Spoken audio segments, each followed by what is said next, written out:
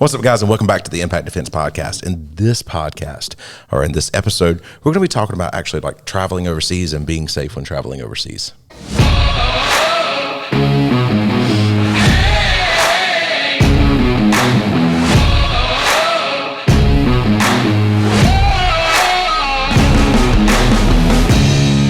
Okay, back with us this episode is Gentry.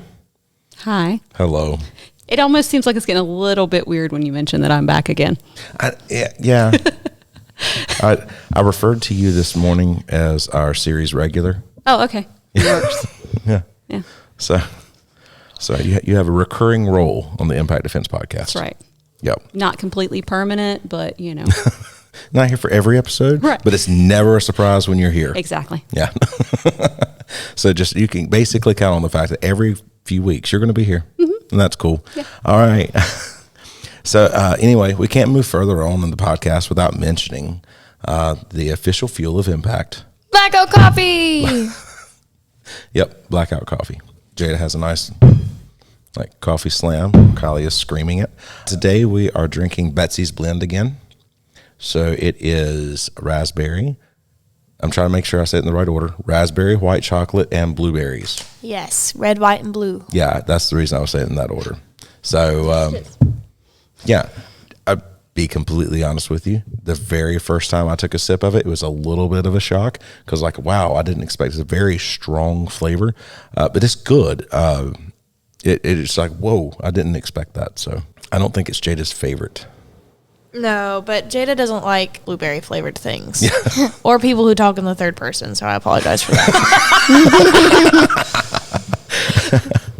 All right. So we're going to get on into the pod. Oh, wait. Before we do that, let me mention, because it's super important, if you are interested in some Blackout coffee, go to www.impactgear.live/coffee. And then if they don't have a sale going on, be sure to use the coupon code Impact Defense, because that will always get you 10% off. That is Impact. Darn it. Why did I? Impactgear.live/coffee. Thank you. The words that you just said. All right. So anyway, moving on, we're going to get to the podcast. Now, I'm going to be completely honest with you, and I think I've said this in an earlier podcast. Everything that we are doing in this kind of self-defense and travel kind of series that we have been working through has all come from a particular bodyguard course that I actually took. So I went away and got to train with a bunch of guys because of some people that I know that were either bodyguards already or getting certified to be bodyguards or whatever. And it was a lot of fun times. And we learned a lot.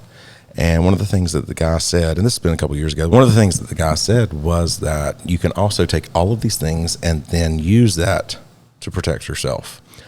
So his whole idea was to get people to think about self-defense in a different way when it came to defending others, but also when it comes to defending yourself. So some of these things through this series may seem a little bit extreme, but remember, we're going to go ahead and just giving all of that information, and then you guys can kind of pick and choose what you're going to do from there. No matter what, everyone definitely should. If you're going to be traveling overseas, the first thing you need to do, not necessarily the first thing you need to do, but an important thing to do.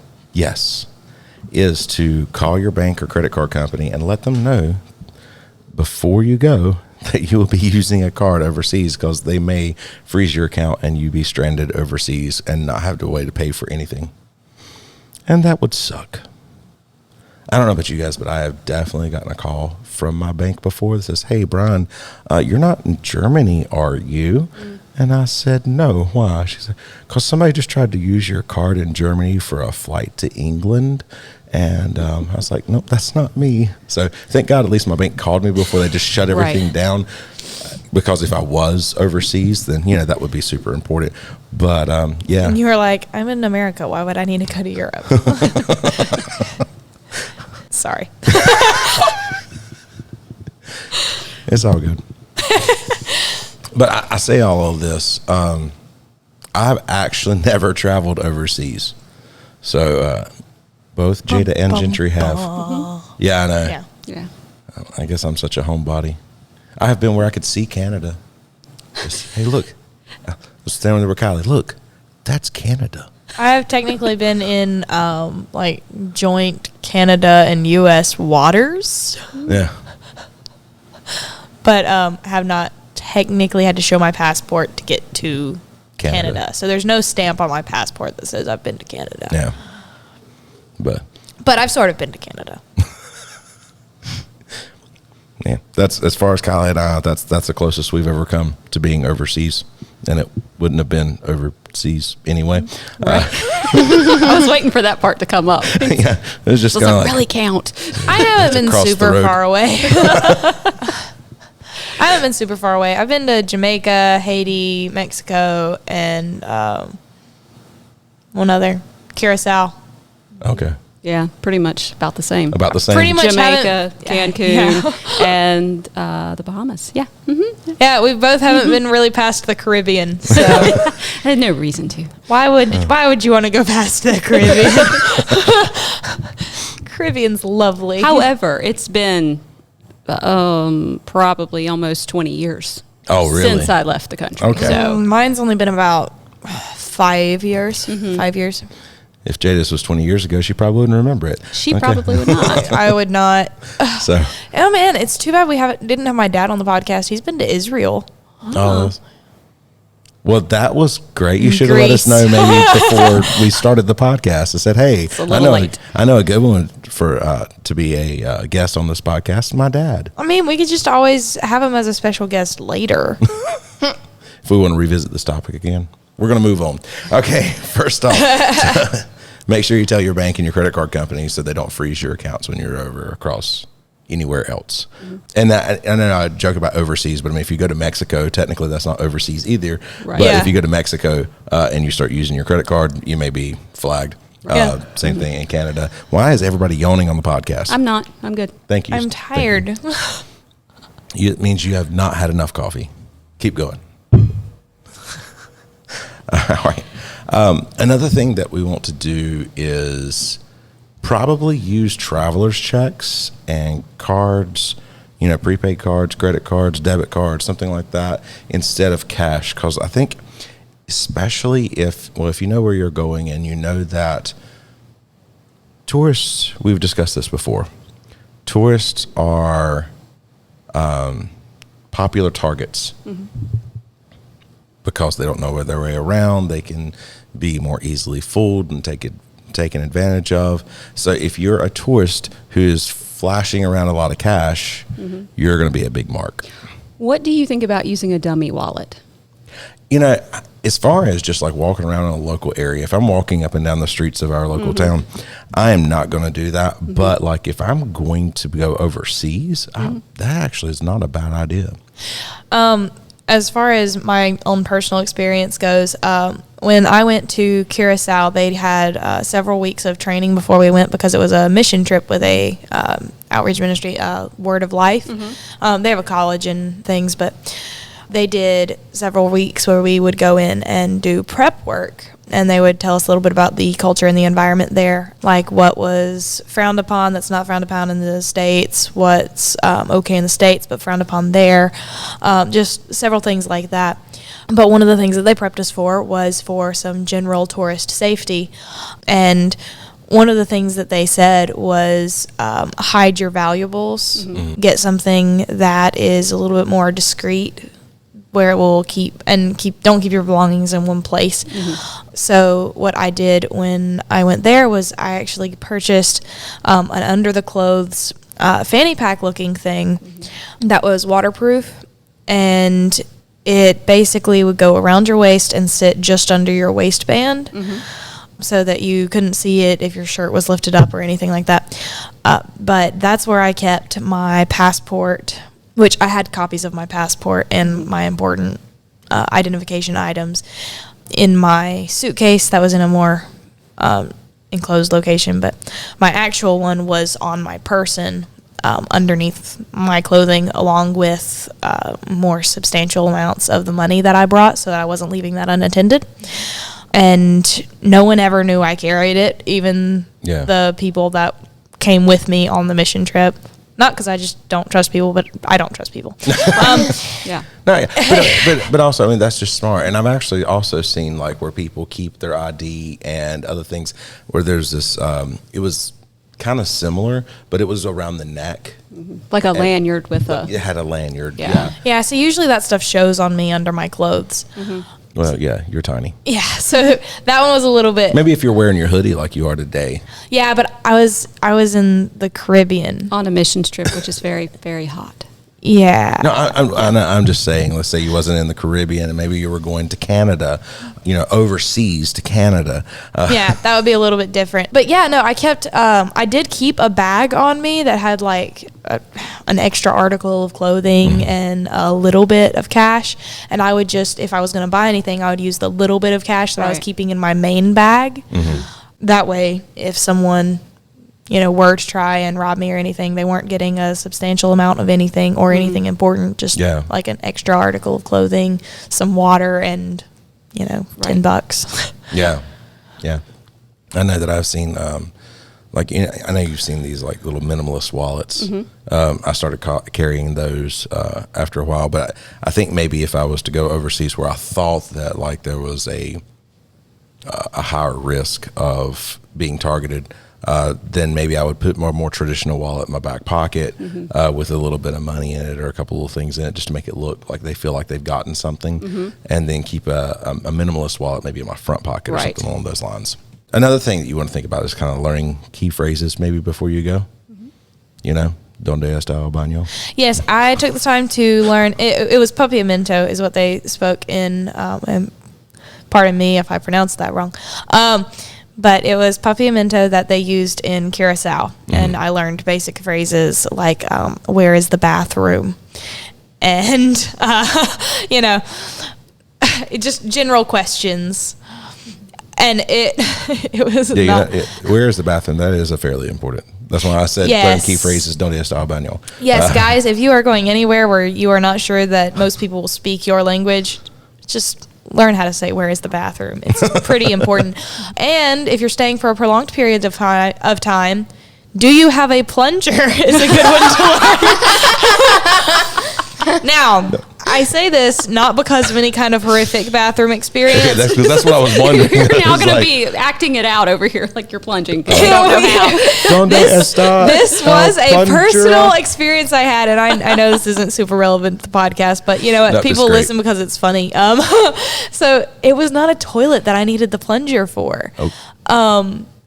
Yeah. So I know I'm getting weird looks, but they had just built the area that we were staying in. Like we got there and like our beds hadn't been built yet. We were sleeping on beds made out of pallets.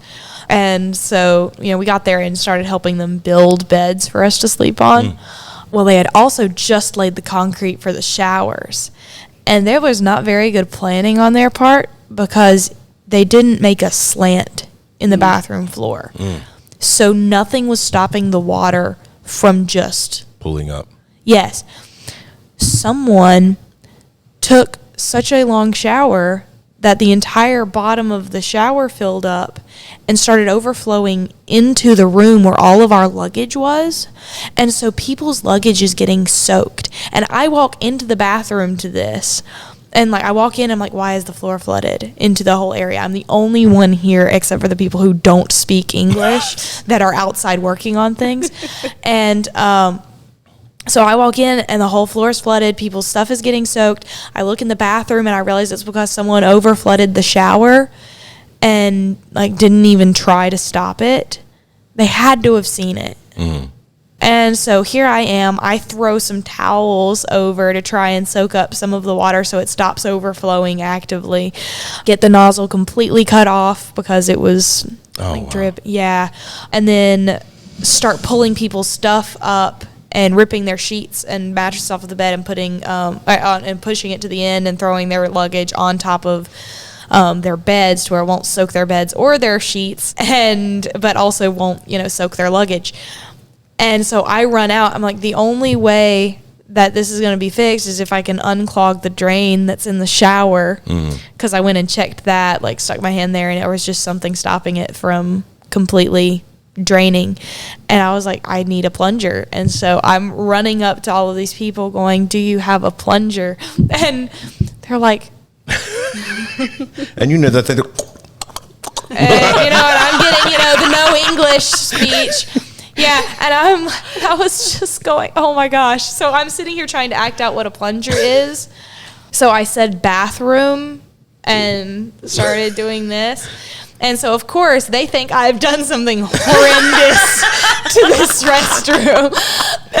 But I'm sitting here trying to save everyone's stuff because there's no washer or dryer. Like I said, they were building this location that we were staying in so that we could stay there and help with some things and run this location. Because they were running an event center for kids, and they were just building it. And so we were supposed to come this week and run like a vacation Bible school for these kids, which Curacao is not a third world country. It's fairly middle class, but they generally, America's middle class is not the same as other countries' middle class. Right. But I don't remember the full outcome of the story. I remember that I got the water stopped and that someone came in and helped me with it, but they were mad at me because they thought I flooded it. And I was sitting here trying to explain in a language that I don't know that I walked into this and I'm trying to fix it for everyone. And so like they're yelling at me for using too much water, like all of this stuff. And I'm just sitting here like, I'm just trying to keep everyone's stuff dry. Yeah. Because someone ditched this. And so it eventually got explained and, they thanked me for helping. But of course, I am a very non-confrontational person and very much a rule follower. So I was just, crippled that they thought I was screwing up everyone's week on purpose. But yeah, so that's how I ended up having to figure out, how to ask for a plunger in another country. So just, learn the phrase, do you have a plunger? You probably want and to it wasn't me. Oh, yeah. Yes. Oh, just so you know, the same rules for de-escalation apply in another country that apply in America. Just slowly, calm gestures. Don't be super crazy. And, yeah. So another thing is make sure you have a current map or download on your phone a current map of the area that you're going to be staying in and kind of know the locations of hospitals, police stations, and possibly the American Embassy. That it's good information to have if you're going to be around in an area that's unfamiliar to you. And really know where you're headed to begin with. Yeah. Like where are you going to check in? Things like that. Yeah. The less that you look like you don't know where you are, the less you are likely to be selected as a target. It's a good idea to look up the clothing styles and everything in the country. Like so you don't stand out like a sore thumb. Yes, and certain countries have different modesty things that they would see as abnormal and everything. So that definitely helps. That was something that we were educated in when we went. It's good because you really should know about the just overall culture. Right. Am I going to do things to accidentally offend somebody? In certain cultures, if I just go okay with the little okay symbol, that's calling someone a butthole. Yep. So different things mean different things in different places. So you probably want to research maybe the crime statistics and look up the Department of State Travel has warnings and alerts for certain places, but have an idea of what it's like where you're going. Okay. Now we live in an information age. It is really super simple to look up and go oh, okay. If I'm going to stay in this area, what's crime like in that area? So you know what you're kind of up against in situations. Also just how the phone systems operate. Yeah, I mean, if you have is there a basic phone system even in the area? How does the phone system work? And then your cell phone, because sometimes will it work in this area? Yeah, will it work in the area with the service you have? Do you need to get a different SIM and drop it in your phone and all that kind of stuff? And Jada, you were away more recently. Did you have did you need to put a new SIM in your phone or anything like that? I did not. All I had at the time was a track phone anyway. And so whenever I went, I actually fully relied on, because I was in my early teens when I went. Okay. So I fully relied on the people who brought me, like their location services, Gotcha. because I knew the person that was over the trip and was going to be near them the entire time. So rather than keep my phone on me, I relied on them for that. I think it's really important, though, that you do something to make sure that you do have, especially as an adult, that you do have Yes. a way to contact. It is important to note kind of reach I was out. not an adult, and I was Yeah. under the supervision of adults who were more experienced in that area than me. Yeah. So when you go, you need different rules. Yeah, and in some cases, it's as simple as just switching the SIM out for your phone and maybe getting temporary service or something for the area. But definitely don't. It's worth whatever it's going to cost. It's worth to kind of go ahead and just make sure that you have service in an area, because that's rather important, that if you need to, you can call out. I think we can just generally go back to our typical self-defense tips, like walk with confidence, Yeah. just knowing your surroundings, being aware, because that's something that we always come back to, no Yeah. matter what country we're in, where we are. Human nature is human nature. Right. Trust Yeah. your gut. I Yeah. mean, it's still something that we just go right back to the basics of being aware and watching what's going on around you. It would be a decent idea to get involved in maybe a discussion board and ask for people who have been to that location before on what they learned about the culture that would help Yeah. you when you go. Yeah. So, like things you wish you'd known when you traveled here. Because some of it may just be you don't make eye contact, New York. You just don't make eye contact with people on the sidewalk, or there would be some where it's like you're supposed to make eye contact, because every country is different. So, not just the getting in conversation with people who were there before. You need to be sure of the actual self-defense laws in that country as well. Yes, that is something that. Because, there are some countries where you're not allowed to carry anything that would Yeah. pertain to self-defense. Yep. And you would just need to know what those laws are. Yeah, that's a very, very good point. That honestly I didn't even think about writing down for a topic point, but it's super important. Number one, can you travel with whatever particular self-defense weapon that you would prefer to travel with? And number two, is it legal to have and to carry in that nation or area that you're going to be in? Because like you said, there's certain places where if you carry anything with the intent of it being a weapon, then it is illegal. Yeah, even Kylie's Munyo keychain. We've already discussed that the Munyo keychain can be carried like on airplanes and everything. So if you're going overseas by plane, it's something that you are able to carry. Yeah. But that doesn't necessarily mean that the location you're traveling to would allow something like that. Yep. So just because you can do it on the plane doesn't mean that you can do it in the actual country itself. Yep. So research. That's kind of the big thing there. Make sure you're researching using trusted sites. Yeah. And you're not just, finding some random dude on Facebook from that country going, "Hey, I'm about to travel to your country. What do I need to know?" Or Jim Bob went over here and he took this thing and it's perfectly fine. I apologize to anybody named Jim Bob. I don't know that there are as many Jim Bobs out there as there used to be. All right. So, and kind of going along the same thing, think about something like Invisaware. So if you have your... And make sure that it's connected to a device that will work in that area. Well, that's another important That's thing why it's about even that. certain... Yeah. Well, with something like Invisaware, you have that, it's connected by Bluetooth to your phone. As long as your phone has service, you're good. And then if you're overseas and you're somewhere and you have an emergency and you double click, it may not go to police there, but it will still send out the GPS location to those 5 trusted contacts. And if they You may have to change those contacts depending on You who may. you're traveling with. You may, but at least they know, oh crap, something's going down, and then they can start reaching out and stuff. So that's super, super important as well. And share your information, your travel plans with a family member or a friend that's not going with you ahead of time before you leave, so they know where you're expected to be. Do y'all know how many things y'all have picked up on that I meant to write down? That both of you have now brought something up that I was like, oh yeah, should have gone down that I didn't get on. Well, I mean, we have traveled overseas, so. Oh, look at that. Okay. Yeah. Oh, okay. But yeah.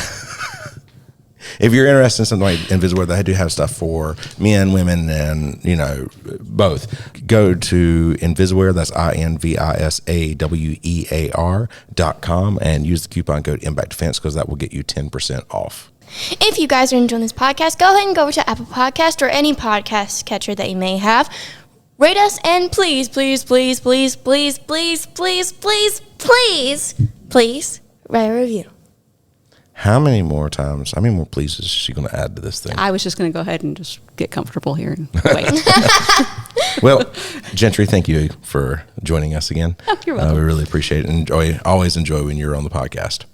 So, all right, guys, thank you very much. And I hope you enjoyed it. I hope you learned something, and we will see you in the next one.